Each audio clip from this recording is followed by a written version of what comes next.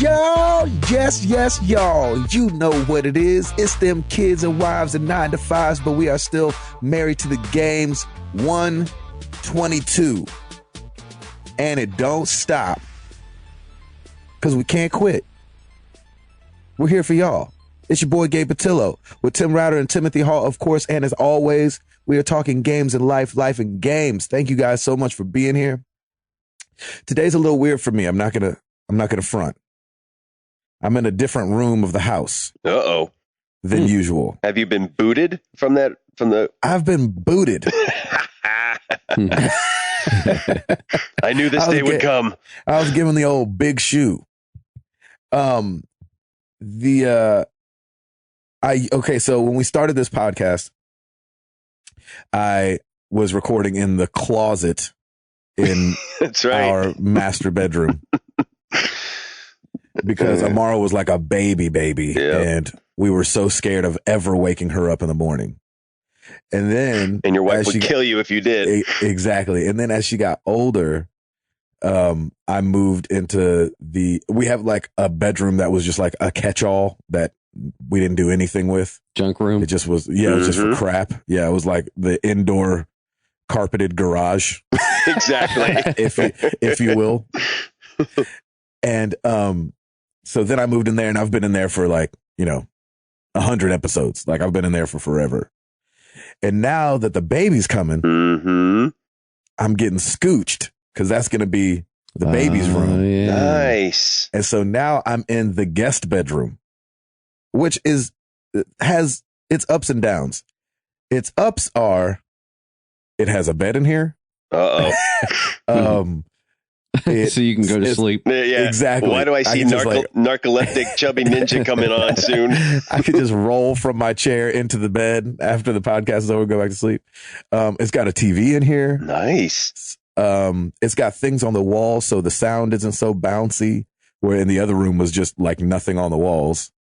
There's drapes up in here, so when the sun starts coming up, like it's not going to be blinding me. The other room didn't even have like blinds because it literally was. It's like, hey, well, when the sun's up, you're going to see it. Yeah. So it's got some upsides. The downside is it just feels weird. Like it's just a different room, and like now it's gonna be real weird if we have somebody come stay with us. Hey, scoot over! I got to do my podcast. Yeah, I was gonna say, like, knock, knock, knock, knock, knock, knock. Excuse me, guys. I know you're sleeping and all, but I gotta do a podcast. You know how it was when you would like have a buddy over when you do a sleepover when you were younger. You'd be like, "Hey, you sleeping?" Yeah. Hey, you sleep? Are you awake? Hey, you sleep? I need to do my podcast. You sleep? Not anymore. So, exactly. Oh, that's so awesome. it's a little different, but I think we're gonna make it. You just kicked it off. To start us off, how was your week? Oh man, it was good. Are you done painting? No, man, I'm telling you, it's taken forever, and we're about to do we have Amara's first nursery, which is going to be, we've been saving it because it's just going to be the biggest pain because Jenny did these crazy, like squiggly lines, not squiggly lines, but like what pattern do you call that? That would be chevron, I believe. Chevron. Yes. Chevron pattern on the wall. And, so just like we have to sand that wall because she did so many, because she'd painted it one color and then came back into the chevron with another color. So it's kind of raised a little bit. The other color is. Yeah. And so if we just paint over it, then you can kind of see that. Yeah. And so we actually have to like sand down the edges. That's so we've been, stinks. Exactly. So we've been just kind of like hating that we have to do that room. Yeah, so rip the Band-Aid off, man. Just do it. Exactly. That sounds fun. And exactly. And so she's been, and also, she started this little business with a friend where they'd make temporary tattoos, and she does all that in that room. So it's just like so much crap that we have to move. And then so we have to do that room, and then we have to do the ceiling of the whole house. So good luck with that. Exactly.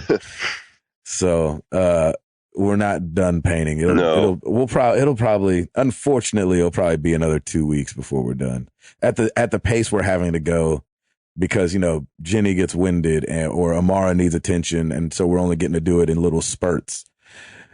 But it's been okay. The only thing that's made my week rough is that it's freaking cold outside. It is freaking cold, man. And so we don't want to go anywhere.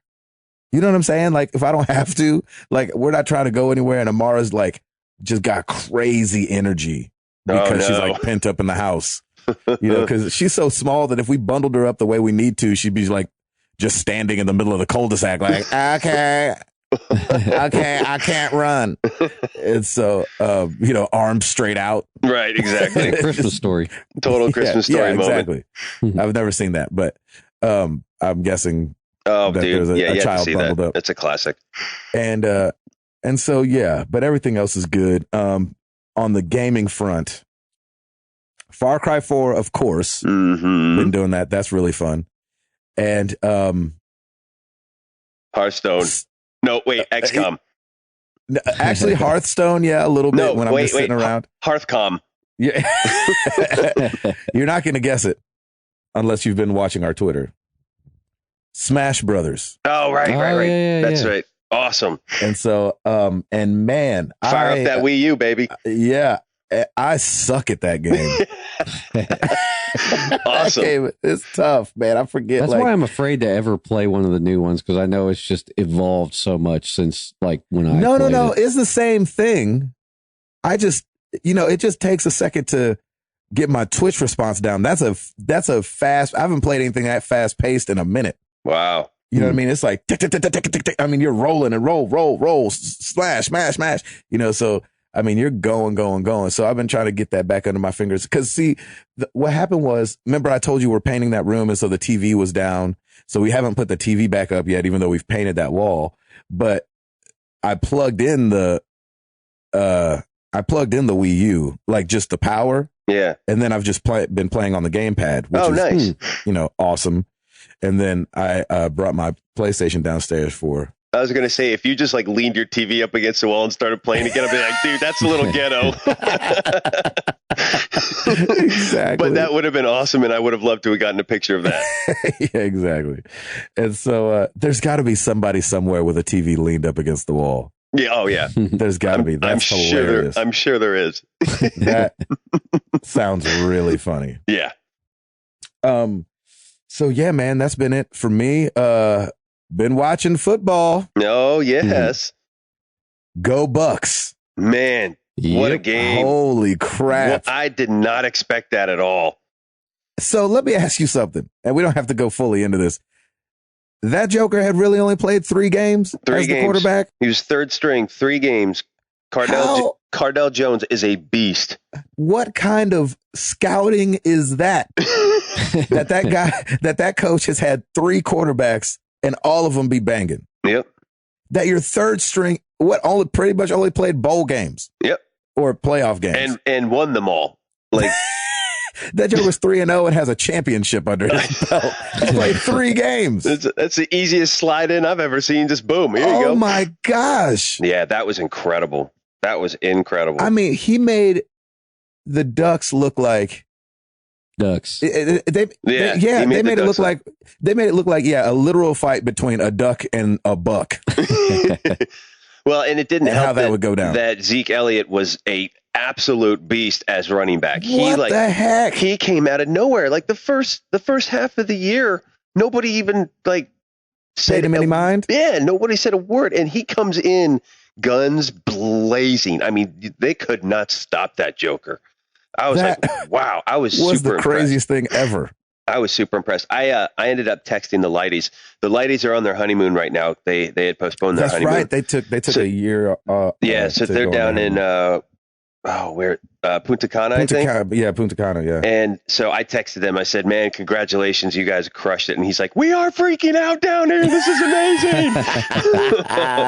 So congratulations to the Lighties, because they're just hardcore Bucks fans, and so it's awesome, man. It was a really good game. I really did not expect it.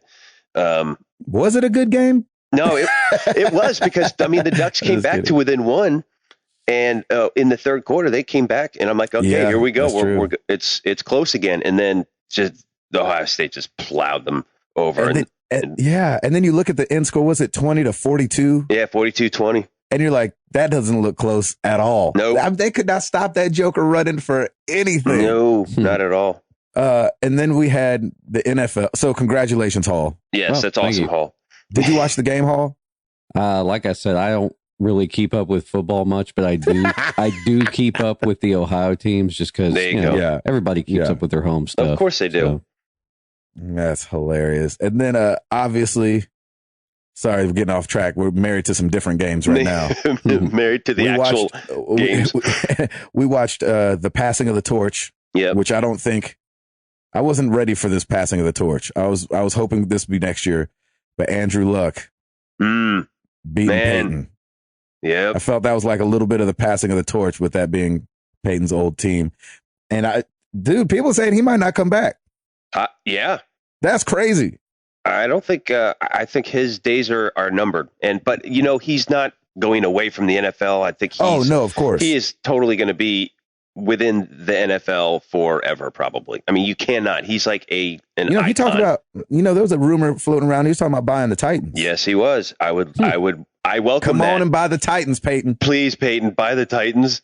They're probably dirt cheap right now, so go for it. Exactly. I got $35 on it. I'll be part owner. Exactly. I'll be. Does the stadium stay pretty full for the Titans? Because I know they do not anymore. They don't really ever have tickets available. It used to. For the last game, I think they were giving away tickets for like $5. I think. Oh, that's sad. Yeah, it was brutal. When you win 2 games in a season. Yeah, it's horrible. And then the Cowboys. Yeah, Cowboys. I thought they were going to do it. I'm not going to front. I thought they were going to beat those guys. Yeah. It just fell apart. That Des Bryant catch. Yep. This is not funny, but it's funny for anybody who watched like his reaction. Oh, yeah. I call that divorce face. It's like when you found it looked like his dad just told him he was out of there. Right. Like, hey, just so you know, it's not working out with your mom. I gotta get out of here. He's like, what? What? What? What happened? What's going on with my life? That's not funny because people go through divorces all over the place. No, I'm from a divorced family, so I know what divorce face looks like. You have stake in that. Yep. Yeah. You can say that. Anyway, I won't talk about football anymore, but I'm excited for these games coming up. Yeah, it's going to be good. Freaking wait. And I don't know who's going to win the Green Bay Seahawks game. I got my money on Seattle. They are like a united. Is just too good. They are a united front. You can just tell with the team. I watched a lot of the Seattle game, and man, that team is just stuck. They're like family right now. They're clacking. Yeah, when you're clicking like that, you're going to be hard to beat. Interesting. All interesting. Right. Sorry. Welcome to Married to the ESPN. Right. Router, take her away. So when I turn on my Xbox One, I think my PS4 cries a little. And who is she? Exactly. I'm getting this look because I have them side by next to each other, and I'm getting this look, and I could have sworn the Xbox was a little further over the edge the other night. The PS4 is giving you side eye. Yeah, right. But I see you. Just don't turn them both on at once. You might blow a breaker. Yeah, my TV will explode. No, I finished Far Cry 4 over the weekend, and I was going to go for the platinum. I had finished the campaign, so I was starting to go back and do some stuff, and I was just looking at some of the things I still had to do. I'm like, you know what? I'm too excited. This Xbox One is right here. I've got Halo to do. My boy Hall gave me Rise. I want to get my feet wet into the Microsoft world. So I went ahead and put Far Cry 4 down, took it around back, and fantastic game. I ended up, there are no spoilers, but there are several different ways that you can end the game. And I did a save before the end of that, and ended up going back and doing all of them. And it was nice. Yeah, it was fun being able to do that. So that was a fantastic game. Highly recommend it. Gabe, just keep plowing through it because it's just so much fun. Good stuff, huh? And so I did that, and then Sunday I put together the Xbox One and set up my account. I hollered at our community. I'm already getting lots of friend requests, which is great. And haven't really played much because I want to use my Pulse Elites, and I need that Xbox stereo headset adapter, and nobody within a 60-mile radius has them. Are you serious? Wow. Completely sold out everywhere. Like I went to, and I'm like going into, like I went into Target on Sunday, like, because I had everything set up Sunday. I'm like, all right, I'm going to go get the adapter. Go to Target, out. I went to Best Buy, out. I came back. I went on to Best Buy online. They didn't even give me an option to ship it. They just said, pick it up at a store. I said, all right, I'm going to select our Cool Springs Galleria. Unavailable. It's been unavailable for 3 days. I went on Amazon. They have the headset almost double the price right now. So really? I'm like, the headset adapter. So I'm like, it's a shortage. It's a total shortage. And I talked to the guy at Best Buy. He's like, I get anywhere from 5 to 12, and within the first day or two, they're gone. So I just looked before the podcast. I looked this morning on my Best Buy order, and now they have the option to ship it. So I went ahead and got it. So it'll be here Friday. So because I really kind of can't play early in the morning like I used to anymore, because now that I have the Pulse Elites, it's like I wouldn't want to go backwards and have it. I know that's right. And have the subtitles on and the volume super low. So, because I want to experience the Xbox One and all of its Xbox Oneness.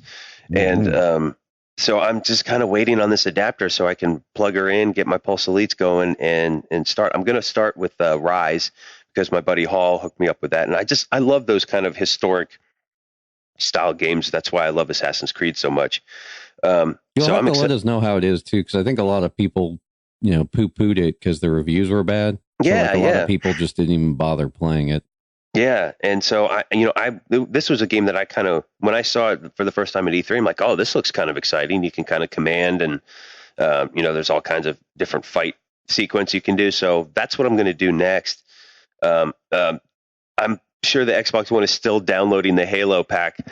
It was super long. Like, I just had it on forever, and it was only at like 5%. It's such a massive, such a massive file. So it's probably going to take all week for it to download. So in the meantime, I will do Rise. So that's what I plan on doing. And then eventually people are going to start trying to figure out who's bringing down the neighborhood internet. Exactly. They're like, why are we on dial-up speed? Exactly. So, but it's great, man. I'm getting familiar with the controller, which is a little different. The offset seems a little weird, and Gabe, I was just kind of laughing because I'm pushing plastic too, like when I'm trying to go like to the main menu or whatever. It's like, nope, not there. Right. But it's been good. I'm everything's set up and ready to go. I just need to get this freaking adapter so I can get my game on in the morning.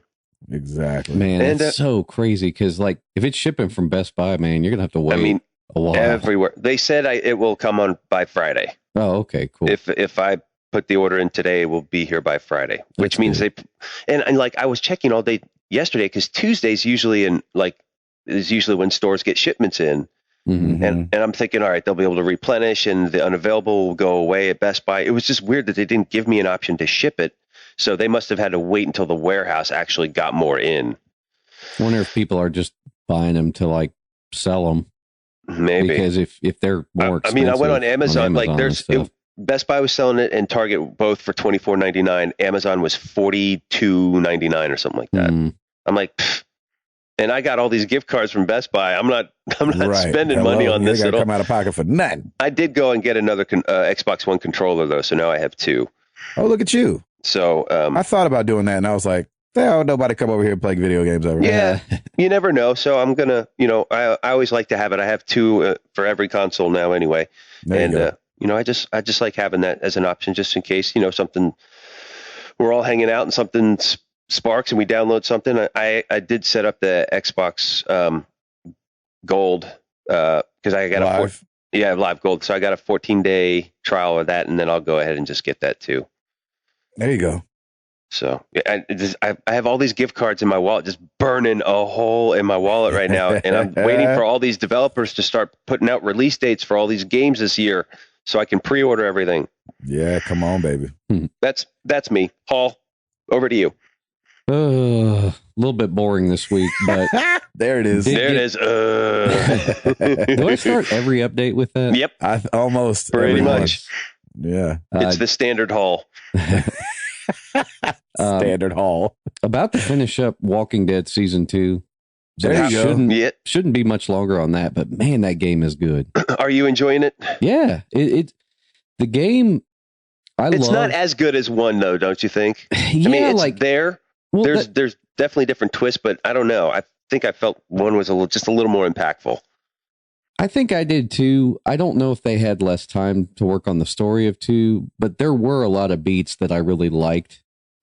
With 2, I think it's a little bit harder to be interested in the characters, and maybe it's because I'm doing a lot less exploring. So I played season 1, and I kind of figured out.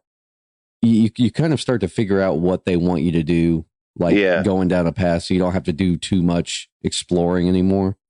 So with season 2, I haven't had to do too much, mundane stuff because I kind of know where they're wanting me to go and what they're wanting me to check out to advance the story. So I think that's probably made it to where it's harder to care about the characters.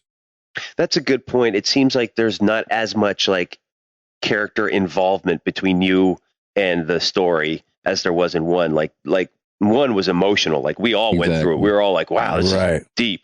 And 2, 2 had a lot of surprises and a lot of twists, but not as much like character, like, oh, I'm rooting for this or, oh, this is, it's just, it's still great. It's a great game. I'm so glad you're playing it. Oh, and you're not having any frame drop issues, right? No, it plays so well on the PS4. I really wish they would have done some kind of cross-buy thing. Yeah. I do too. Yeah, that would be nice. And I think in the future they should do something like that with, like cross-buy with Vita and PS4 or something.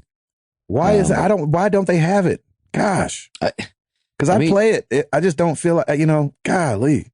I mean, I kind of get why they did it because, honestly, when you see the performance difference, it's like, well, I bought it on PS3, but, I can get it on PS4 too. Yeah, that seems weird. Krista did get me the game for Christmas, so it was like, I didn't directly pay for it, but you indirectly. Like I would have done it. Yeah. Like I would have bought it just because the performance is so much better. I didn't finish it on PS3. And honestly, it was hard to play those games on PS3 anymore because they started suffering even worse. Yeah, they really did. Wolf Among Us really suffered for me. Yeah, it hitched up all the freaking time for me on PS3. Me too. I literally thought something was wrong. Yeah. Oh, with my PlayStation. I was like, there's no way this plays this badly. Yeah. Like I said on PS4, like it looks exactly the same. It does play at twice the frame rate, so you do get 60 frames on PS4. Nice. But it doesn't hitch at all. So that's awesome. Wow. It's pretty awesome. Like there's no clips like, oh, that scene didn't quite end. Like none of that's going on. There's not even really loading times. Dude, Wolf Among Us for me was like Wolf Among Us had all kinds of problems. Oh, yeah. I was like, I'm in a fight. Strange. Oh, I'm in a fight and credits. I'm like, what the heck is going on? No, it's I'm in a fight and I'm dead. You get into the fight scenes on PS3 and it would be like, it would totally take you out of the experience because it's like, oh crap, I can't get my reticle over there fast enough, or I know, it's not so even frustrating. letting me move or whatever. Right. Right. Have any of us were like such Telltale fans? No one's played Game of Thrones and no one's played Tales from the Borderlands right now, right? There's like a lot of Telltale going around right now. I know. And I haven't heard a peep about them. Well, I want to pick up Tales from the Borderlands. It's just I know that it will be on sale and I don't have time to play it right now. Yeah. So I might as well just wait till it's on sale. I heard that Game of Thrones wasn't as good though. Yeah. I've never watched the show, so I don't. Oh, that show's I don't know good. if I'd be interested in it, but maybe I would. I don't know. No idea. Is that you, Halsifer? No, we busted out the Dreamcast this week. Oh, and nice. You didn't call a brother? You know one other person in town that wants to play the Dreamcast. And you happen to talk to him every week for the last 2 years. How dare you, sir? I would act like my feelings aren't hurt. Oh, you did? That's great.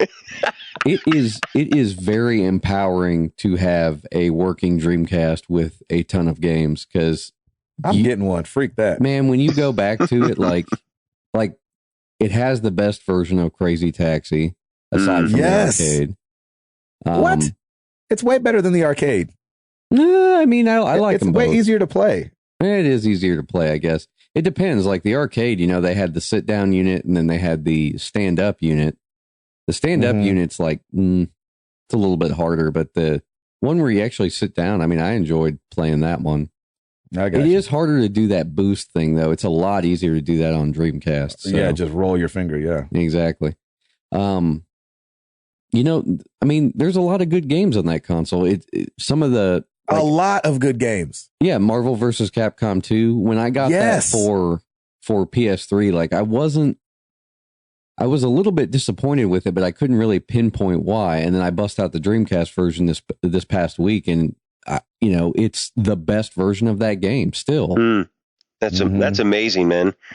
So the Dreamcast, man, it rocked as a platform, and I can sit there and play those games for hours. Power Stone. I don't know why they haven't brought Power Stone to the new consoles.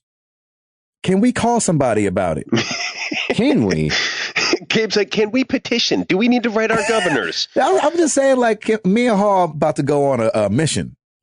And we're going to videotape the whole thing about getting some of these Dreamcast games onto these consoles because there's such good games and they've just fallen by the wayside and the masses have not played them at all. The Dreamcast was discontinued like a year and a half after it came out.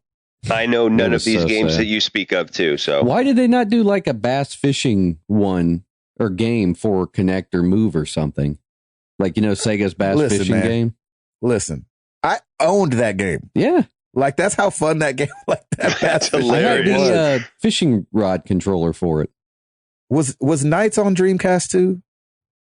Did they have a Knights that came out on that one? I don't think so. Yeah, I don't have it. If Knights in the Dreams. Yeah. Oh my gosh, that was a good game too. Lord have mercy, the Dreamcast. Golly, so good. Yeah, it's really sad that the DRM is so bad on that console. Really? Yeah, I'm sure I could go download anything I wanted. Yeah, I fell into that trap as a youngster. Yeah, I mean, as a youngster, I was like, "Can we do it?" And then I went and like downloaded one, put it on a disc. And I was like, "I guess we can." I was like, "There's no way this is this easy." Yeah, I know. I was like, I can't believe this. I burned a Dreamcast game and Ace of Base CD. It was like, all right, here we go. I saw the sign, baby. Let's do it. I'm just kidding. We bought the Ace of Base CD. I don't know if that's worse. If Sega would have just released an Ace of Base game. There were two totally different times of the 90s. Oh, man. Man, the Dreamcast was like at the very end of the 90s. 99, baby. Yeah, we're talking like Y2K. They were like, man, don't buy that Dreamcast. It'll explode come the year 2000. 2000, man. Yeah, they only have a 2-digit year system. That's right. There you go. That's why the Dreamcast failed. It had Windows on it. Yeah, bingo. Oh, man, that is good stuff, Hall. You better call me next time. Yeah, man. We'll do it again. I'm TPing your house. You need to do some streaming on that thing. And by streaming, I mean like ghetto style and put a camera in front of your TV and do it. I was going to take some pictures because I've kind of like, since I organized my office, I kind of have a tower of power going, if you will. Awesome. So I have like that. Dreamcast, Super Nintendo. Yes, please do. Somehow I have 2 NESs. I don't know how. I have like 2 NES consoles and I don't even know how they, like, I know how I got the one, but I don't know where the other one came from. They both work? Yeah. They both work great. Whoa. I've got a Genesis 3. Dude, yeah, you have to take a picture, man. I want to see that. A couple other things. That's so cool. I've got Game Boys like coming out my ears because every time I see one at a garage sale, I'm like, yeah, it's $1. I might as well buy it.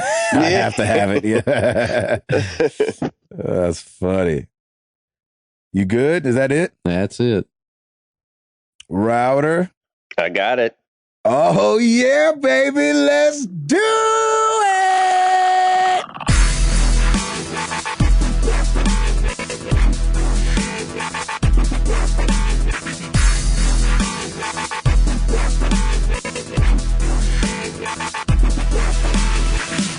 New releases for this week. Starting to get some few things here and there, but not huge this week. Assassin's Creed Unity DLC comes out. Dead Kings is now out for the PS4, Xbox One, and PC. I probably won't play that. Also, for Xbox One, Peggle 2, the Magical Masters Edition. All right. And then for you 360 and PS3ers, Raven's Cry is out, which is a pirate-themed strategy game set in the 17th century. Nice. There you go. From Nitro Games. So that's new releases. So things are going to be quiet probably for the next few weeks until February kicks in, and then we're kicking things off. So it'll be very exciting. Dying Light is, unless they move it back. Yeah, right. It will be coming out at the end of the month. Yeah. So that's going to be some crazy stuff. 2015 will be launched by then. It's going to be a banner year. So that's right. Let's move on to the top 10 charts. This is V-Charts is a little behind still. But this is the week of December 27th, so we're through the new year now. Brick and mortar stores, U.S. only. Here we go. And this is kind of back to the normal charts that we're used to. Number 10, NBA 2K15 for the Xbox One. Number 9, GTA 5 for the Xbox One. Number 8, Super Smash Brothers for the 3DS. Yes, sir. Number 7, Assassin's Creed Unity for the Xbox One. Number 6, Super Smash Brothers for the Wii U. Number 5, Call of Duty Advanced Warfare for the PS4. Number 4, Call of Duty Advanced Warfare for the 360. Wow. Number 3, GTA 5 for the PS4. That's the bundle. Number 2, Call of Duty Advanced Warfare for the Xbox One. Oh, wow. Number 1, I believe this is the 6th week in a row. Or now, not at number 1, probably 3. Pokemon Omega Ruby and Alpha Sapphire for the 3DS. Baby. God. Xbox One has now officially taken over most of the charts. There's only one PS4 title on there. I was going to say that Pokemon must have gotten like a full page in the Sears Big Toy book. And then I thought to myself, do they even do that anymore? Yeah, I don't even think they do that anymore. What do kids look at then? What do they circle on? Like what stuff they want? I think they just text their parents now. Yeah, exactly. You guys know text what I mean. links. Yeah, of course. Oh yeah, man. I remember those days. Getting magazines and circling a bunch of crap and being like, "This is what I want. Go get it." I think the answer is that kids just can't use pens anymore. No, like they can't write at all. You know, they're talking about taking cursive out of schools because of that. Ridiculous. Because kids like write that few and far between. My handwriting is horrible. It is chicken scratch. But and my cursive is even worse. Yeah, my cursive is like it's unreadable. Yeah, exactly. Hieroglyphics. That's right. Paul, give us something, brethren. So we talked about PlayStation Now last week, kind of moving to a subscription plan.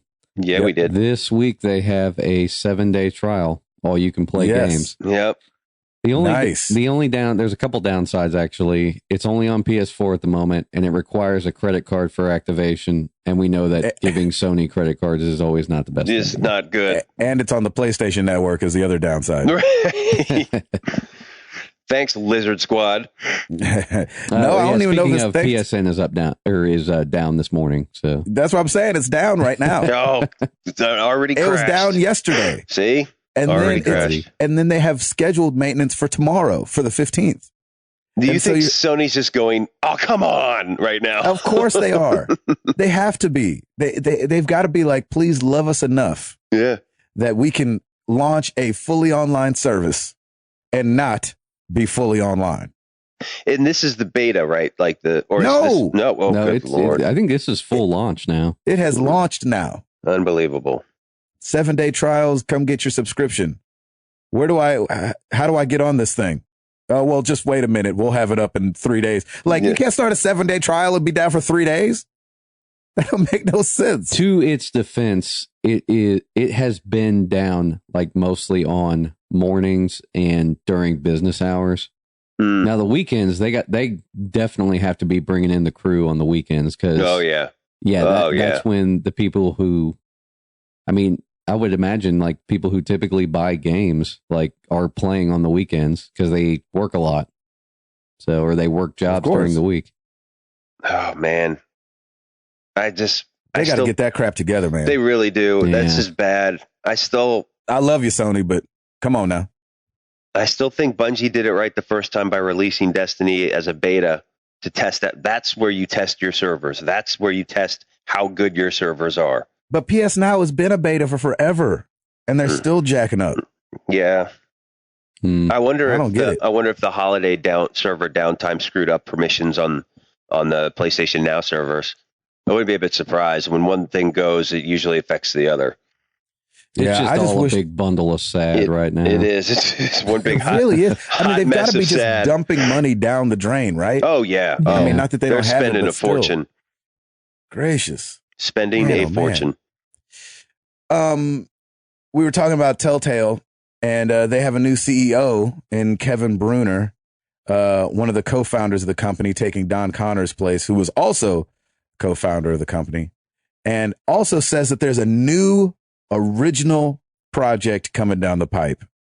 And I'm really happy to hear about that, because as we talked about, like, feels like Game of Thrones and Tales from the Borderlands just kind of feel like they're out there. But I wonder if it's just because, like, feel like too much Telltale. Like, I hate to say that because I love what they do, but, you know, to have those two and then the thing with Minecraft coming out and, you know. Yeah, right. You're like, I wonder if it's great that they're all over the place, but are they like too much all over the place all at once? That's my concern. It's like, you can't beat The Walking Dead, and I think Walking Dead and Wolf Among Us will always probably be their flagships right now. Well, and it seems like, too, those were so good because they were focused on those. Yes, exactly. But if you release like 2-3 things at a time for us, and I don't know how big or small they are. Right. But, you know, I'd imagine they're not a ginormous company. No, they're not Ubisoft, even though they're kind of acting like it right now, where they're putting all kinds of stuff out. In the grand scheme of things, they're a small team because their credits are shorter than all AAA developers. Oh, yeah. I will say that I think Telltale's business model works, though, because they get... Absolutely. Like with software sales, and I'm just going to kind of put this as a parallel to the computer software world. You get one chance to launch and get everybody excited. You know, if you have a full version software, you get that one chance. With their games, they get pretty much 5 opportunities to get people excited about each like season of the game. Yeah. And then they get a retail release too. So that's like 6 opportunities to get people excited about it. Exactly. I mean, so let me ask you this. Awesome. Do you think that they can pull off, let's say episode 1 and 2 of a series wasn't that good, but 3 and 4 were awesome? Mm-hmm. Would you play them for 2 out of the 5 being really good? You know what? 1 and 2 would have to be very gripping. And that happened to me with the Wolf. I'm saying, what if they're not good, but you just heard that once it gets into episode 3, like if I came on the show next week and was like, dude, okay, so I know Game of Thrones, whatever, but once it hits episode 3, oh my gosh. Right. Like, would you, is that, I would. It kind of talks to what Hall's saying. Like, oh yeah, you know, if they but get here's that, the thing, like I would, because it's already ingrained into my head that I need to get the season pass for whatever Telltale game it is. It makes no sense for me to go a la carte on these episodes. Like, yeah, I don't either. Right. For both seasons of Walking Dead and for Wolf Among Us, it was just boom, season pass. It's a no brainer. Right. And so that way I do have the flexibility. It's episode 1 wasn't great, but if 3 goes on, then I get excited. I'm like, cool, I've already got it. I'm just waiting for it to come out and I'll download it. Well, and the games are $20, so it's kind of a no-brainer anyway. Exactly. And I think that's the business model that works, is the no-brainer. It's a season pass. You can get a la carte if you want. You get a better value with season pass and you don't have to worry about it. And to Hall's point too, man, like after they've been out for a minute, it seems like every time they put up episode 1 of whatever game for free on iOS, or you know what I'm saying? Like I've seen does happen eventually. You know, the first episode's always free, and but I just wonder if that, you know, that's just you're right, man. That business model is something else, man. It's solid. It's a really solid model. They're doing it right, so I applaud them for that. That's awesome. Yeah, they don't, you know, they don't have the. Just to kind of speak on this just for a minute more, they don't have the disadvantages that most companies do. These AAA developers and AAA publishers are spending so much money making these games, like I said, and then they get one chance. Yep. That is why games get delayed. That is why stuff gets moved to the holidays. I mean, it has to be perfect. Exactly. They get that one chance. If they launch it screwed up, it's pretty hurtful to them. Well, and so far that's happened damaging. With almost every game, though, hasn't it? Like even with delays, it still gets the launch and screws up. It depends on how big the franchise is. I would imagine that this Assassin's Creed game was bought a lot less than previous games because of the known issues at launch, and the bad reviews at launch. But then they kind of saved themselves by bundling with the Xbox One during the holidays, and so that gets their sales up as well. That is true. You'll notice that the Unity, the only one that's up there, PS4 isn't up there. It's the Xbox One, and that was what number 7 on the charts. So yeah, I'm surprised we didn't see Minecraft the last 2 weeks. Yeah, I've been pretty surprised on that too. Yeah, me too. Thank the Lord. Yes, amen. You think everybody has finally bought Minecraft? Yeah, I know, right? Everyone owns it. That's why. 100% install base. We're done. Can't do much better than that. Well, actually, 99.97 because the three of us don't have it. You know, it's funny. Like, speaking of like people that love it, because I always think when I think of that game, I think of like children. Yes. And I didn't really write this down for news, but I just saw it in passing. But Notch threw like a housewarming party, and Selena Gomez was there. And I was like, oh, goodness. Perfect. Like when I think of children and their stars, I think Selena Gomez. And then there you go. I just was cracking up because I was like, I wonder if she plays Minecraft. I'm sure she does. All right, Hall, give us something else. Well, speaking of Minecraft, it was YouTube's second most popular search of 2014. No way. Yeah. That's amazing. Out of all of YouTube? Out of all of YouTube. What was number one? Do you know? Number one was just music.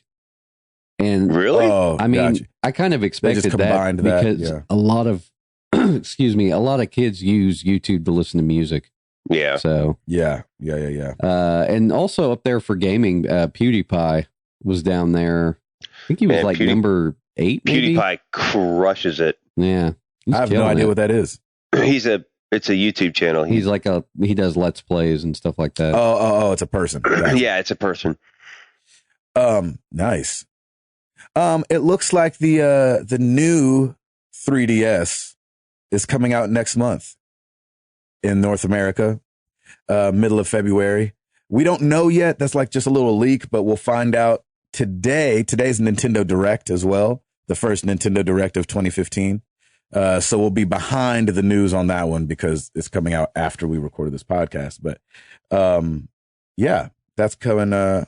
They think it's coming next month, which I just still think is bad marketing and branding of a thing. But amen. What are you going to do? You know what I mean? What are you going to do? Game Boy Color must have just killed it because this is essentially the same kind of thing. They released, yeah, but that's such a better name. Game Boy Color.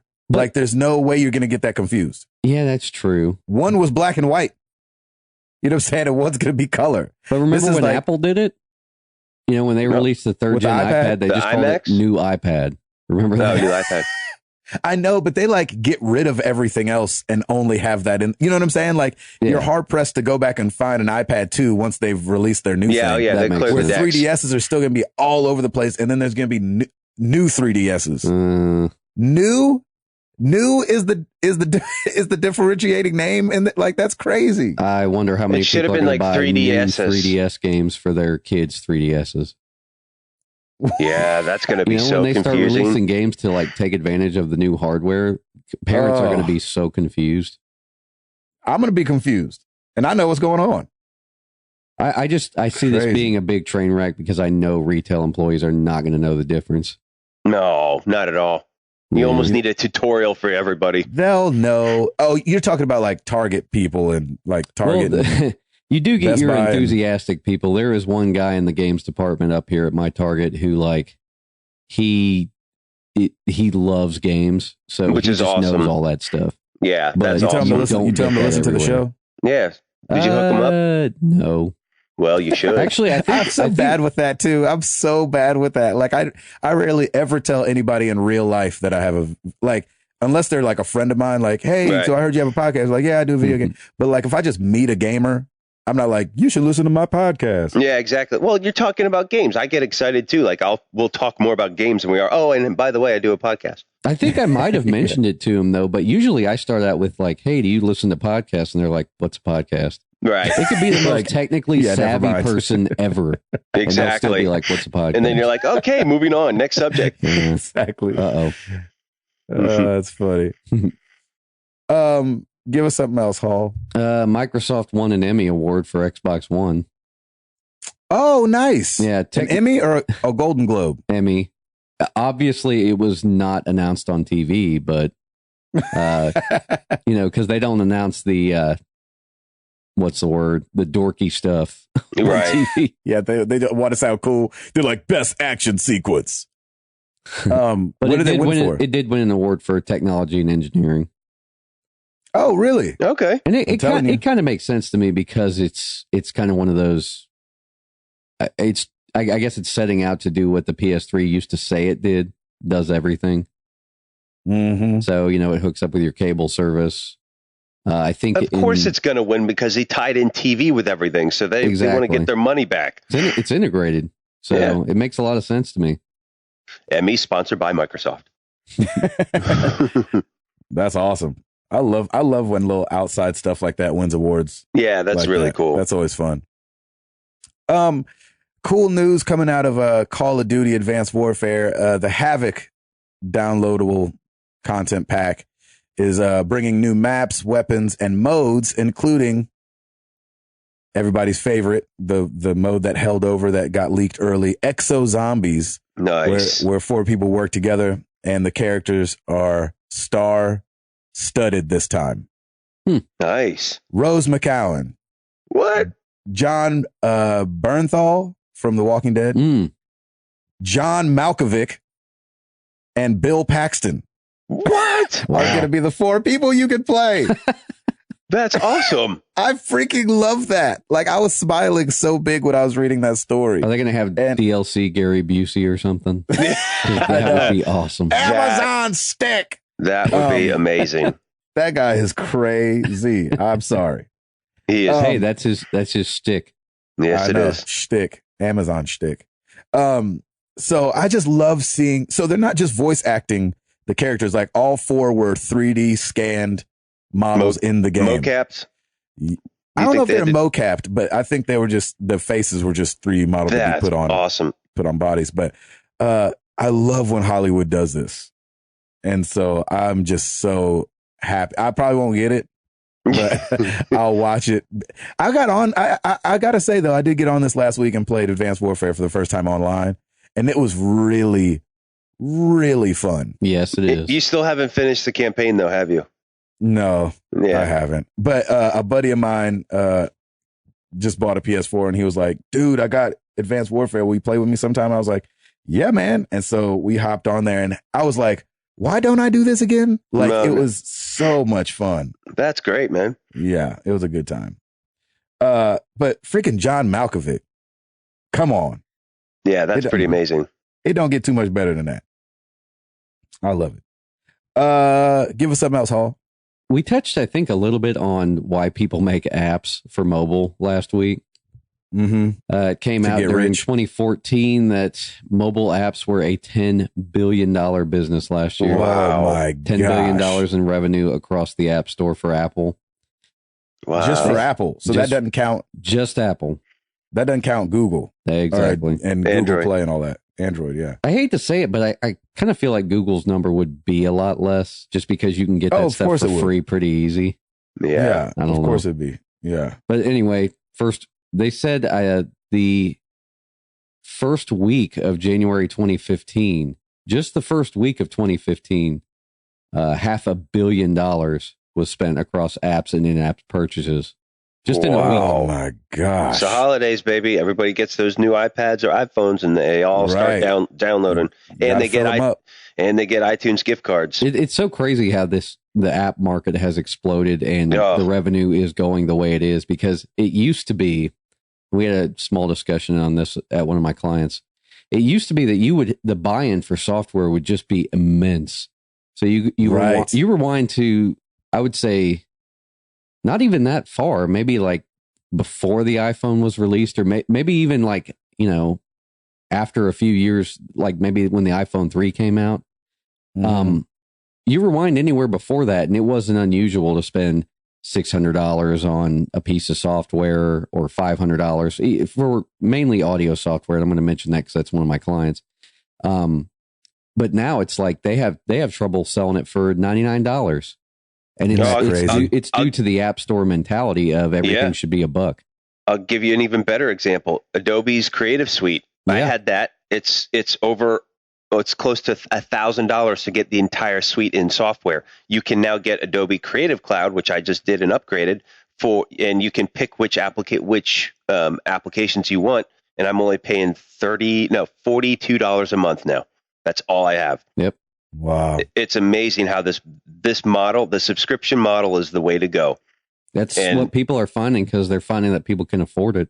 Yeah, it's affordable, and it's there, and it's at the ready. I think with just how much information is out there, people are understanding how cheap it is to reproduce this stuff. Yes, for guys like Adobe, so they're like, wait a second, I'm not paying $700 for some software that y'all just you're going to gain more. You're going to gain more customers because of that. Because no one's going to shell out all that money for all the apps, and now you can pick and choose whichever ones you want, whichever app programs you want. Crazy. It's awesome. Just software devaluing, really, for good or bad purposes. A lot of people complain. Is it a devalue though? Because you're still, if you're getting charged monthly, you will probably. Do you think in the long run you would still make more money than having just a one lump sum? That's what they're trying to do because they're trying to get the numbers up, the numbers of subscribers and buyers, etc. If they can do volume, then they're set. That's what they're thinking. Because and the reason I say devaluing is because a lot of people used to, or now anyway, complain about the price of games, but they're realistically cheaper than they've ever been if you adjust for inflation. I mean, I remember firsthand, having to save up my gift cards to buy, I don't know, Final Fantasy 3 on the Super Nintendo for like $80. Right. So was it really that much? $80? Yeah, and in today's dollars, that would be what? I don't know. A bunch, yeah. But basically, that games used to be more expensive. Yes, the technology was different, so they were cartridge based. It cost more to produce, but if you adjust for inflation, they're, like I said, they're cheaper than they've ever been. Especially the Telltale games. We talked about season passes, $20. Mm-hmm. Can't beat that. Yeah, you can't beat that. It's cheaper than going to the movies. So the same thing has happened with software because Apple's Logic software, their music production software, used to be like $700 or $800. Right. And now you can get it through the App Store for $200, and it's better than it's ever been. Wow. Isn't that crazy? That's amazing. Pretty nuts. That is just so crazy to me. So to get back to the original point, that is why the App Store is exploding because people are like, yes, I can afford $1 or $2 here and there. And then they buy the crap out of apps. It really is. It's a totally different mentality now. And I think it's great. I think down the road, we're going to see more and more of this. I think it's good and bad because it does bring the independent, smaller developers to the forefront when they make something really good and really useful. But I think it cheapens professional software. Well, it's either that or maybe down the road, do you think it will kind of weed out the sick from the herd? You know what I mean? Like it'll bring the top developers and the top people more up front versus, because you go to that App Store, there is a lot of crap on there. Yeah. There's a lot of stuff. How do you sort through all of that? I think over time we're going to think they figured that out. No, they won't. But I think over time that will, because if this model continues to grow and as people still start to see the value of doing this versus a one lump sum, I think it's going to weed out the sick from the strong. Weed from the chaff. Yeah. Just as long as they can keep that revenue up, because it does. They will, because they'll make more money on the tail end, I think. I'm hoping so, because it does suck for development teams. Basically, if they're making less revenue, they're hiring less employees, they're paying them less money. It's just, I don't know. Mm-hmm. The race to the bottom is not always the best thing. Right. It's not? Wait a second. Oh, wait, that's not the business model you're supposed to use? I've been doing this all wrong. Exactly. I got this thing turned around. That's right. Don't make a crappy game like Flappy Birds and have it explode. and it's coming back, apparently. And it is. That was my next thing. Flappy Bird is coming. Hey, go right ahead. Yeah, Flappy's back. Flappy's back, and you're gonna be in trouble. Hey, now. Flappy's back. Coming to arcades. That's kind of cool. Arcades. Yeah, it's we've already seen cool. We've talked about this and how a bunch of mobile games have made their way to the arcade, and a manufacturer called Baytech is bringing it as a video redemption game, which means the better you do, the more tickets you get. So it's going to be a ticket game. So the more pipes you pass, let's go get some candy. That's been sitting in the arcade for 45 years. That has now turned to penicillin. I mentioned that I've already seen it, but actually I haven't. I've seen a direct clone of it, though, is what I'm saying. Yes, I bet. Yeah. Dave and Buster's basically, I don't know if they... Was it Flappy Wings? Bootlegged it. Yeah, I don't know if they bootlegged it or somebody else did. It was Flappy Birds, plural. I think it's called like Flappy Tickets or something. Flappy Tickets. Flappy Tickets. That is the worst title ever. Terrible title. Somebody needs to be fired. Just call it Flappy Crappy then, if that's the case. So I don't know when it's coming, but hopefully you'll see Flappy Bird. It'll probably only make its way to like Dave and Buster's and places like that. I can't see like mom and pop arcades having that. But it's going to have one red button and you're going to do what you know you got to do with it. Paul, you got anything else, brother? The PlayStation TV has received an official price drop at all of the retailers that are currently carrying it. Already? Yeah. Already? Well, I want to say it's maybe an unofficial price drop, kind of like the Xbox One thing was, like not a full-time thing, but kind of a temporary thing, I guess. Well, is this a suggested retail price or just in general? Off of the MSRP, I guess. MSRP, I'm not sure. wow. But basically, you can get the PS TV for $80 now, or you can get the controller bundle for $100. So $20 off and $40 off, respectively. It must not be doing well. No. Well, I don't think people know it exists. Yeah. Yeah.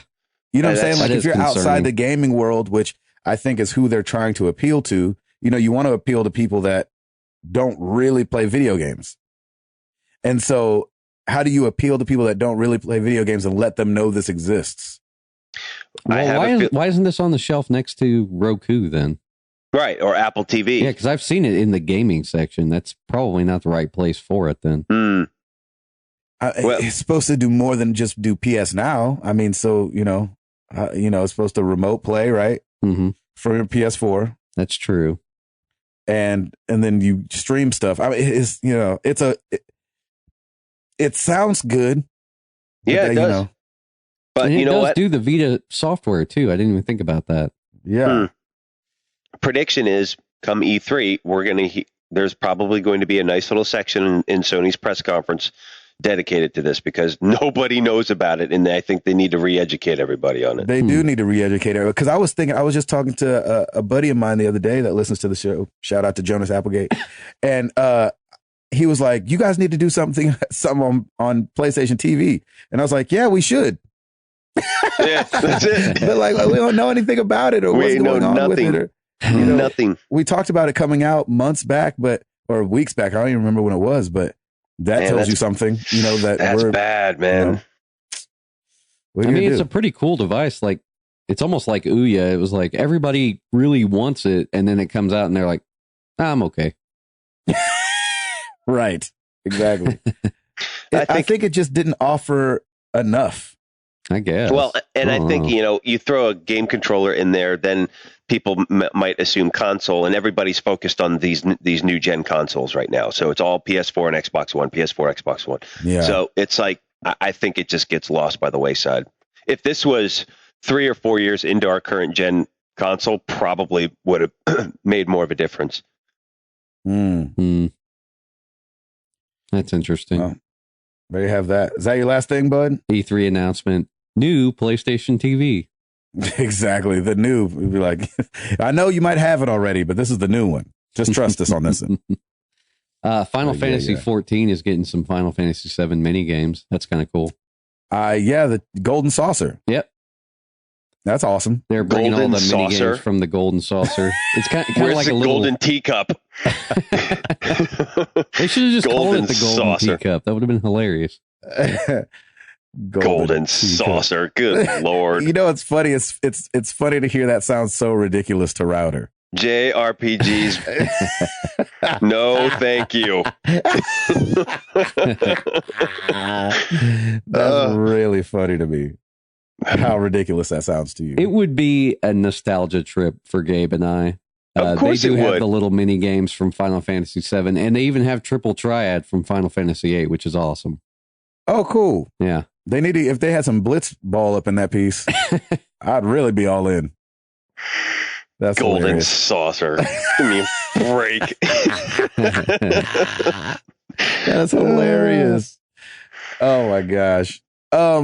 Is that it, bud? That's it. All right. Well, every week we ask you guys a question. Last week was no different, except for the fact that I forgot to put it on Twitter, which isn't that different. Again. Yeah. Again, my bad. This week, the question was, what are you looking forward to the most in 2015? What games? And so we're going to be over on the forums because that's where everything's crack-a-lacking. That's where you got all your answers. Wolfman said, I have quite a few on my list. I don't really know how to say this one. iDarb is called like, I draw a red box or something like that, or it draws a red box. Huh. He says, looks to be insane. It's a big multiplayer game, I think. He says, I have high expectations for The Order 1886, Batman Arkham Knight, and Uncharted 4. Despite it being pushed back, The Witcher 3 has been looking great. Yep. Nice. Thanks, Wolfman. Keeping going. Captain on the forums. Captain Morgan fan. The Witcher 3, Hotline Miami 2, Suikoden 2. Isn't that a remake? I think so. I feel like that's a remake here in Europe, and Uncharted 4. He said, but if Fallout 4 were to be announced, that would be my most anticipated game. That's not going to be this year. No way. It might get announced this year, though. It'll get announced, but it'll be next year, I'm sure. Yeah. They could pull an Apple on us. And it comes out tomorrow. Do you know how many people's heads would explode if that happened? The first time Apple did that, I was like, these jokers are the bomb. Yep. Yeah. How do you do that? Sadly, when Sega did it, everybody was like, what? Yeah. Well, it's because nobody was listening. And it comes out tomorrow. Exactly. The Sega Saturn, they were like, and it's out now. Everybody was like, what? Everybody at Sega's moms went and bought it. Right. I'm just supporting my son. Smile, Jimmy. Click. Nick Fallhaber. Easy answer. Monster Hunter 4. Nice. For some reason, I really want to play those games, the Monster Hunter games. Those are hard, aren't they? I don't know. Never played them. Okay. Ben Ebig said easy. Uncharted 4. My next days off work game. Nice. Calling in sick day. Exactly. Robbie Suave. There are a lot that look interesting, but these are the ones I feel most confident about. Persona 5, Mortal Kombat X, Zelda Wii U, and Day of the Tentacle, and Until Dawn. Wow. There you have that.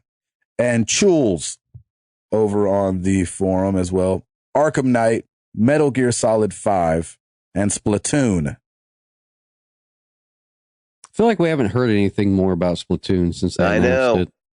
And that looks really interesting, too. Yeah, what the heck, Splatoon? Router, you got it? Oh, wait, no. You know where to find us? Facebook.com/married to the games. Twitter.com/MTTGcast. YouTube.com/married to the games. Going to be still doing the previews. This is week 2 of the previews, and I'm in a different room, so there's going to be a bed in the picture, but, what are you going to do? It's cozier looking. Make sure it has Star Wars sheets on it or something. Maybe I'll do it from under the covers. I'm just kidding. I'm not doing that. That would be amazing. So yeah, this is Gabe Patillo, and I don't want to wake up my mom. I don't want to wake up my mom. Let's see where else. marriedtothegames.com. Come check out the forum. We talking over there, having conversation. It's good stuff. And it's grown. I love our community. Our community is the best. We have the best community of ever since we started communities. That's right. And Hall, rate us on iTunes while you drink out of your golden teacup. Yes, with your golden saucer. Yeah, with your pinky stuck out. That's right. Let's get into some questions.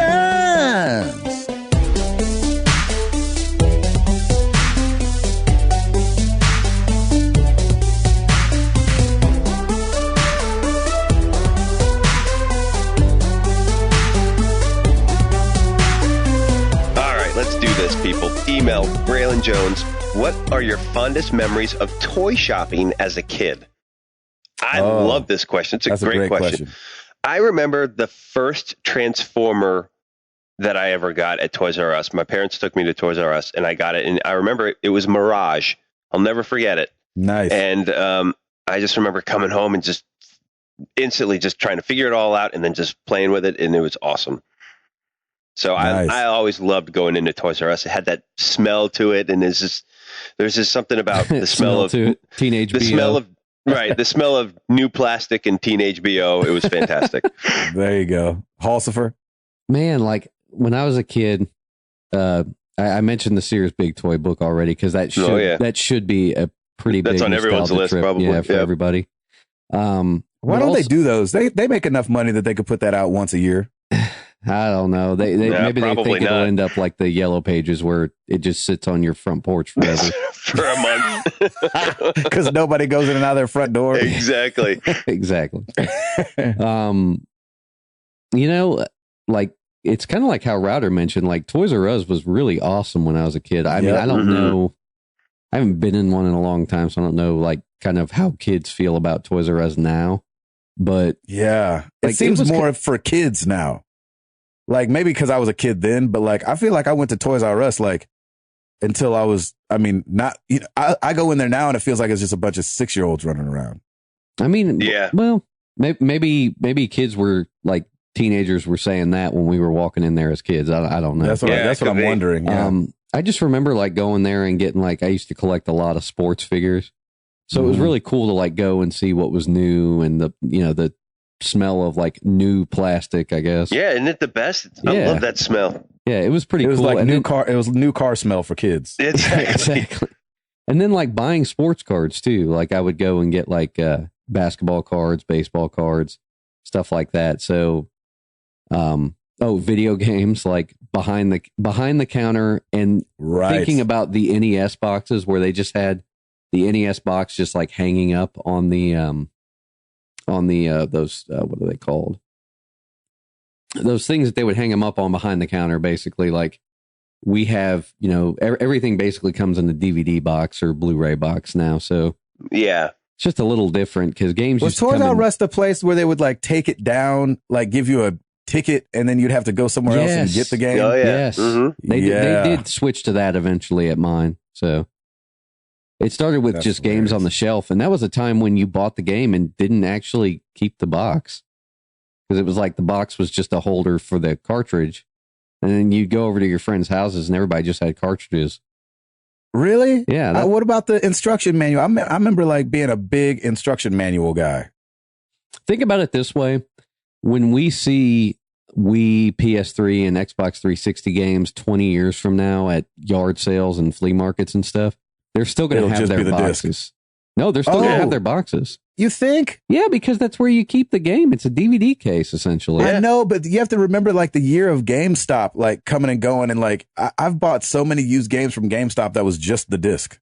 Really? Man, don't buy games at GameStop. I wouldn't, yeah. If that was the case, I wouldn't buy it because I'm like, oh, this is probably trash. I don't think I've ever bought a used game that didn't have a case. Like I haven't either. In this most previous gen. But it is a lot harder to find the boxes for NES and Super Nintendo games. Well, I mean, they'll have them maybe they might have them in a DVD case. I've definitely bought some that were just in sleeves, but like maybe it'll be, but it won't. It's not always been the case from the game. Is what I'm saying. Yeah. Well, just to kind of like pivot over to the point I was trying to make is those boxes now are just so rare. And that crazy? The boxes alone are worth a lot of money. Oh, yeah. That's nuts. Whereas game cases will probably never really be worth money from this past gen. So. Yeah. Right. Yeah, that makes sense. My favorite thing, broken record. Yeah, man. Toys R Us. Yep. Which my grandmother called Toys and R Us for some reason. I don't know why. So Toys and R Us. I love that. She'd be like, I'll go down to the Toys and R Us. I'm like, I guess. Is that the same thing as Toys R Us?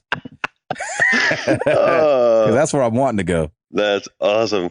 And my mom used to always make fun of me because, and I'm like this a little bit now. She said, if she said, you have $50, let's go to Toys R Us, I would just wander around the store. Yeah, I did a lot of wandering too. Have the hardest time picking anything. Yep. Is that only the first question? That's only the first question. But Gabe, I've got it. Your grandmother just inspired for instead of the new 3DS, it should be the new 3DNS. There it is. Done. That's problem solved. Thank you, Grandma. That's awesome. Oh my gosh. All right, let's move on, shall we? Facebook, yes, Ben Pace. Hey, fellas, I recently bought a PS4. Awesome. But have played the 360 for the last few years, and the voice chat in it has always been great. I have had everything from cheap to mid-grade headsets with no problem hearing other players. But with the PS4, I'm already on my second set of headphones, and the voice chat is terrible. Oh, any thoughts? Thanks. Ben, you go back several episodes. We have always been, and we always talk about the Pulse Elites. And now they have the Pulse Gold. Pulse Gold. I think for the PS4, I don't think you can top those, right? Like, because with chat and that kind of stuff, even when we did it during Destiny, you have the ability to turn down. I think the sensitivity to turn down the actual gameplay sound to hear more players is really phenomenal on the Pulse Elites and that kind of stuff. It is definitely more expensive, but it is completely worth it. I've had mine for two and a half years now. Right. So is he saying that he doesn't like it because his headset is bad or him hearing people is bad? Because one of the things I think happens is, and this is what I feel like I've experienced a little bit, and I think the 360 came with this too. And I know the one did, but like when you ship a console with a cheap microphone, then it's going to be a cheap microphone. Exactly. And so maybe the people you're hearing are all using that earbud where, you need to, everybody, if everybody upgraded to, whoever the big dogs are, for us, obviously the Pulse, but who are the big guys that Turtle Beaches and stuff like that? Yeah. Mm-hmm. Then everybody would sound much better. My only suggestion would be to get in a party outside of your game and then go in your game and talk to people. Like, I feel like anytime I've talked to people in a party was always better audio than if I had talked to people in game in Destiny. Oh, gotcha. But if we formed create a party and then you and your buddies, when you can play whatever game and just be talking to each other, I felt like that was always better. I wonder about those Turtle Beaches because the microphones, pretty much all headsets, I would say under maybe $150 to $200. Like those microphones are only $1 in parts. They're really? just That's what I'm not saying. that good. But it's because with a headset, like that's not the mission critical piece. Right. They want them. You want the sound. Yeah, they want it to sound good so that you hop online and say, these things are awesome. Right. Or like we have with the Pulse Elites, like they sound awesome. Yep. And that's really what they want people to think is like, oh, this sounds great out the box. But that's why they kind of skimp on the microphone. And let me tell you something.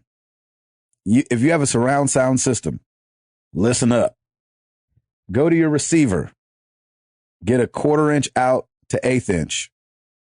Plug that bad boy into the dongle of your Pulse Elites and plug the USB into the back of your receiver or something like that. Now you have all your consoles running through your Pulse Elite headphones. Wow. I'm just saying. And it's awesome. Wow. You lose the microphone connectivity, which sucks if you're big on talking to people, but you at least have like I can switch which it back sounds and like forth he between, is. Well, this guy is, but I'm just saying for the everybody else. Sure. So now I have like my Xbox, my Wii U, and my PS4 and PS3 without having to switch that dongle around between the PS3 and PS4, and I can hear all my games through it. That's awesome. It's great. Good question, Ben. Thanks for that, and good luck. Hopefully we answered it. I don't know. Maybe. Yeah. Our boy Paolo, the zombie apocalypse is about to happen. The first object to you is your only weapon. What is it, and how are you going to defend yourself with it? Cheers from the too freaking hot Brazil. Gosh, I wish it was too hot here. I know, right? It's their summer. I think we had this question about a zombie apocalypse like many episodes ago. And he's saying what? He said the first item to you. What did he say? He says the first object to you is your only weapon. What is it? And how are you going to defend yourself with it? So is he saying like the first object to us now? I don't know. Or let's just say you have one weapon. Yeah, you have one weapon. What do you use? Let's go with that. I was going to say the first object to me now, like close to me, is a remote for a TV. So that ain't going to do much. Yeah. Exactly. You're going to hope you choke them all to death. I think I went when we had this question before. I think I said like a machete because it doesn't run out of bullets. Exactly. Right, and it's silent too. Or a sword. I totally agree with you. Yeah. I got to go with Michonne's Bushido. Yeah, Michonne. Oh, yeah, I'll take those. I'll take those any day. Or Sephiroth's sword, because that thing was like 10 feet long. You have to get close to anybody. No, I changed it. I'm going to take a golden saucer. That's what I'm going to take. Oh, jeez. You're just going to throw it like ninja stars? Exactly. Well, Paolo, I hope you stay cool in that nice summer heat in Brazil. You remember Teenage Mutant Ninja Turtles 2, where at the beginning of the movie they're like fighting with yo-yos and stuff? I do remember that. That was so dumb. That was awful. That's horrible. And we were ate it up at the time. Vanilla Ice. Yeah. Ninja.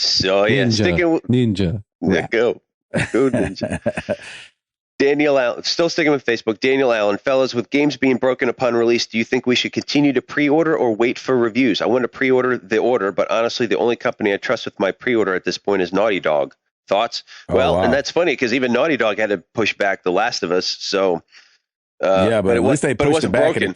Yeah, exactly. It wasn't broken, that's for sure. Oh man, that's a good question. I'm big on pre-ordering. Because Best Buy's Gamer Club gives you discounts in the first place, so I'll get it for cheaper. But if it's broken, it does suck. And the developers are going to release a patch for it if it is. So it's not a total loss. I don't mind the pre-orders at all. I would continue it. I just don't want games to be broken. And how often are games broken? Like non-multiplayer games, are those often broken as well? Like if I go on and play a campaign, are campaigns broken? I haven't had trouble with single player campaigns. With them. I haven't had any either. So it's no skin off my nose because I don't do a whole lot of multiplayer, and I know half of those are down, day one launch. But with single player campaign, I really haven't had trouble. Yeah. So but yeah, I mean, if you want to pre-order it. Especially like if you get incentives like how Best Buy has their Gamers Club, you get discounts for pre-ordering and you'll get a gift certificate down the road, do it. You might as well. Yeah, man. I agree with that one. Anybody else, or did I just cover it for everyone? You pretty much covered it. All right, perfect. Burnaby Mars, Yenny, how big is your pile of shame right now? Mine is really big, around 10 games waiting. Ooh, boy. You need to call in sick. And yeah, you do. Call in sick how long? For like 2 weeks. Just take all your vacation. And having really hard to justify to my wallet and my wife. Which brings me to a second question. Do you have any rules for buying games? New, used? You wait until you have nothing to play, assign a monthly budget, ... If I don't buy it in the first 2 weeks, I'd wait until it's cheaper. Yep. That's good rule of thumb. I haven't bought a used game in forever. Gosh, I love buying used, but there's some games that I just can't wait. Yeah, there's gonna be the Call of Duties that I always buy right away. If a Fight Night comes out, I'll buy it right away. Obviously, Destiny was pre-ordered for me, but I would have bought it right away. Yeah. So there's some of those big games. Uncharted, I'll buy right away. So there's some, if I don't buy it right away, I'm going to usually get a sale on it. The only reason I just went out and bought Smash Brothers was because the Gamers Club Unlocked, and because I was like, I wanted, for some reason that night, I was like, I want to go get this really bad. And so I just went and got it. And, don't forget, like, paying full retail helps the developers too. So like you're helping developers and kind of funding the next big thing for them. So, I think people forget that their focus is on cost. And I understand that if you don't have the money, you don't have the money. But at the same time, if we want to keep getting these new, great, exciting games, these developers need to be around, Right. we need to support them. Yeah, exactly. So good question. Really good question. Yeah, we're getting some good ones. Josh Benson, you mentioned Greg Miller and crew leaving IGN last week. Would you guys have any advice to people considering entrepreneurship and following their passion as a career? Absolutely. Do it. Hall just did it. He's a testament to that. It's what America's built on. It is. Right. It's exactly right. And too, like, and I say, like, a lot of us have passions, and a lot of us and some of us get to operate in those passions. And, but I would also say, like, start slow. And I'm not an entrepreneur in the same way that these two guys are, but from a consumer standpoint, I would say start slow and really get good at what you want to do. Let it be a side thing at first. So do it as a side gig. Your bills paid and everything like that. But then, as you get better and better, and as that starts taking over more and more of your time, that's what I'm wanting to do with this voiceover thing. Like, I'm starting really slow and just auditioning a lot. And, I've been getting jobs here and there and stuff like that, but I'm not going to like quit everything I'm doing and start doing voiceover. Like, that would be crazy. Yeah, exactly. Exactly. That's exactly right. Like, really hone in on your craft to the point where once your confidence is there, boom, when you're at that level, when you're feeling confident, I can do this, and I can do this, and I can do this, and you can, that's when you can start to transition. Because let me tell you something, that first day when I knew I wasn't getting a steady paycheck from a company scared the crap out of me. Right. But it has its way of working itself out, and you just work hard, work diligent, be smart about it, and it's great, man. I wouldn't have it any other way now. We used to do this Q&A with Toby and a guy named John Cooper from a band called Skillet, and people would ask them the same thing, except obviously through music. They'd be like, hey, I want to be like you guys. How do I do it? And it was funny because Toby would give the politically correct answer of, man, serve where you are, slowly grow, like we're saying. And then John Cooper would say, yeah, and don't suck. I was like, there you have it. That's what needs to happen. Don't suck. Be good. You know what I'm saying? Practice, hone your craft. That seriously is more relevant now than ever, because there is so much media out there now. Yep. Because it used to be that bands couldn't like get recorded. Like, it's so easy and cheap. You would have to pay like 10 grand. Yep. Right. Exactly. So now it's like everybody can. Had to pay for tape. Yeah. My gosh. Awesome. Good question, man. Hopefully we helped. We are just now getting to Twitter, so we're going to roll this. Okay, let's fly. Really quickly. Lightning round, because we got like 5 minutes. Lightning round. At Superior Rel, what are you guys looking forward to the most in 2015? Ooh. My baby being born. My son being born. Nice.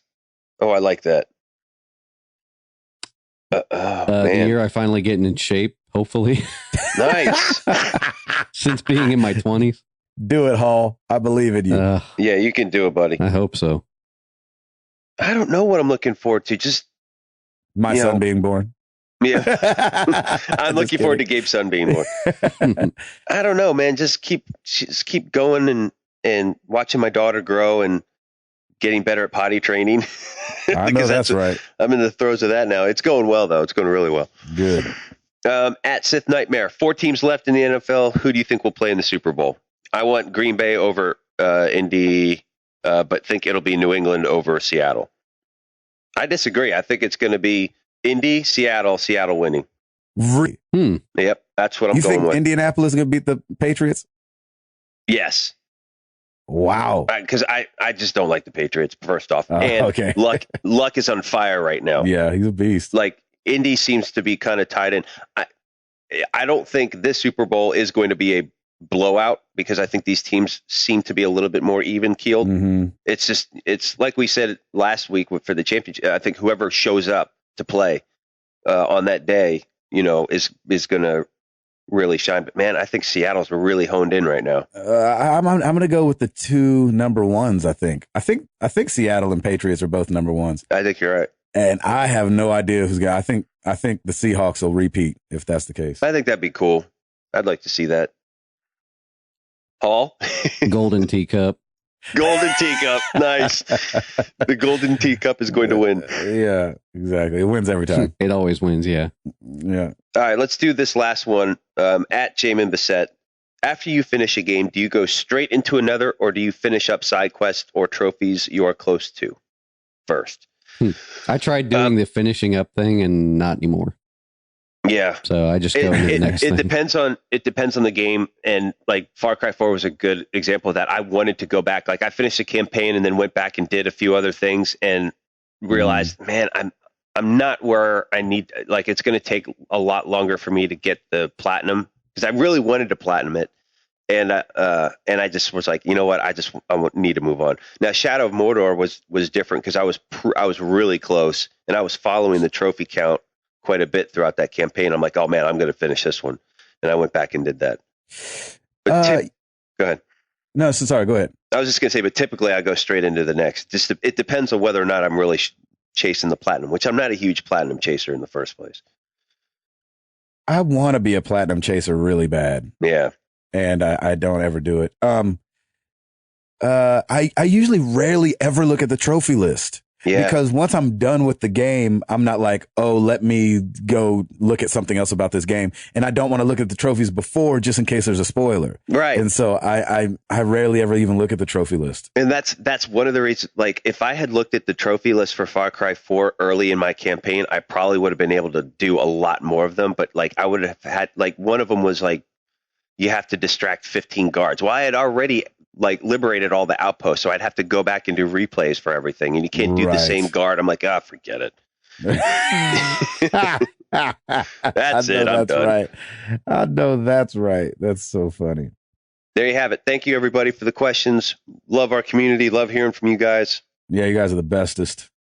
Our question of the week to you guys, and this is a little random, but I thought, hey, it's current gen, which was, last year's next gen, is here and it's going, and we want to see good stuff. When we talk about broken games and all this stuff, how important are graphics? They used to be a huge deal for me and Hall, like back in the Sega era. That was the thing. It was like, oh my gosh, look at the graphic, and that almost meant the game was better, even though that obviously wasn't the case most of the time. Yeah, right. Yep. But that held so much weight back in the day. So how important are graphics to you nowadays? We know we have like this whole Minecraft thing that's happening, and that's obviously like that on purpose, the 8-bit thing. But how important are graphics? Router, quickly, how important are graphics to you? It's not on the top of my list. I mean, I'm more interested in the content of the game, and if it looks great, that will only enhance it more. But it doesn't have to be like super high quality. Pulsifer? I think looking great is a good talking point, and it's something cool to show your friends or like acquaintances who are interested. But I mean, as far as enjoying a game, it doesn't need to look good for me to enjoy it. So nice. It's for me, it's kind of that same thing. Obviously, you want a good story, great character development. You want all the pieces that are there for a good, for just good entertainment, But I think graphics are slightly important. Like if Call of Duty stayed where it was, it wouldn't be as fun for me for some reason. I want the sound to be enhanced. I want the graphics to be enhanced. Why have all this power and not use it? Right. It's kind of my attitude. So that's where I'm going with that. How important are graphics to you guys? Use hashtag answer MTTG for those that put it on Twitter when I forget. And then obviously we'll be up at the forum for the long form answer. We appreciate you guys so much. It's so fun talking back and forth with you guys every week. So that's it. You guys all out, ready to get up out of here? Let's do it. Let's do it. Well, I'm your boy Gabe Patillo. That is Tim Router. That is Timothy Hall. And we are married to the games. And we are up out this thing. Peace! Tiger Claw! Golden Saucer!